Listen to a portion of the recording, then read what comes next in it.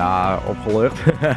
Blij dat er uiteindelijk zielt. Ja, na al die weken, de laatste weken zijn best wel hectisch om het toch al op die te leren te krijgen. En dan is het gewoon super als er dan zielt. Nou, dat eerst aan die vak. De oranje man, ja, die is vooral in het teken van een scootje en het klussen.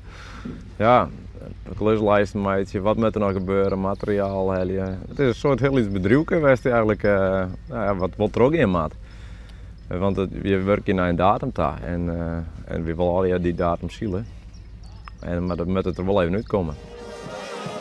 Ja, en ondertussen ben ik nu bij Pieter Jelle Stulker onboord hupt. De kampioen van de Lietse A-klasse. Die laatste hier in de Lietse A en dan dat zou afsluiten. Dat mag toch machtig wezen, of net? Ja, dat is net te beschrijven. Dat is fantastisch natuurlijk.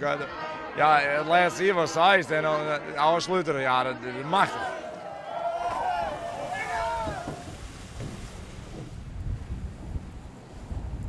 Ja, de feesttenten. Ja, dat wie nou haast de orenlierelien. Haast 2 hier en bij Erik en met Sander en met Pieter Jelles, potje bier, treetje misschien wel 2. Nou, de feesttent is altijd gezellig, een beetje Zwitserse sfeer, wat aan de bar hing je. Dus zei Pieter van ja, ik wil dan wel eens een keer een scootje kopen, dat het goed gaat met het bedrijf. Maar ja, ik kan net zielen. Nou ja, ik zei dan wil ik wel zielen. En nou ja, wat grut praten met z'n allen van ja, dat we de kans dan kunnen krijgen, dan maar we een grut schipcenter vinden. Nou ja, we dom ouwe hoeren en nou ja, een paar maanden later staan we bij een schip te zien. Zo is het ongeveer gaan.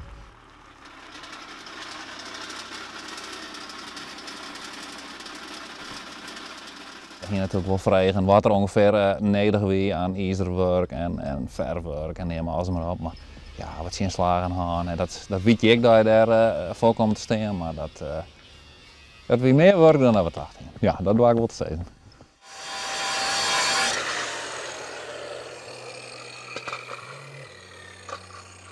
Oh, dit is hem.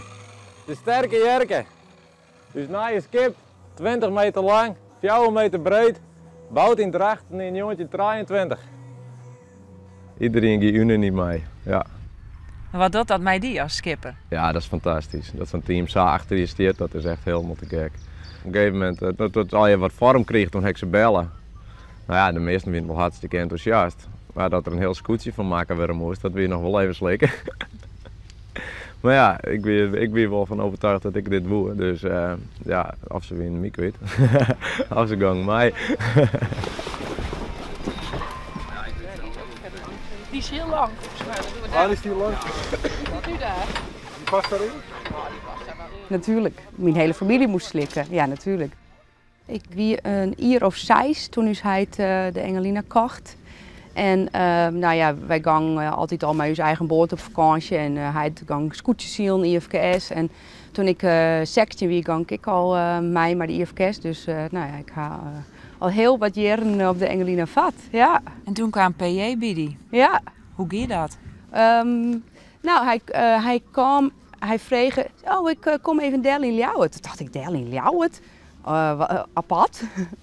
Zei, nou, we gaan een scootje. Oh, oké. Ja, dat is wel even, dat zit er van alles door die heren natuurlijk.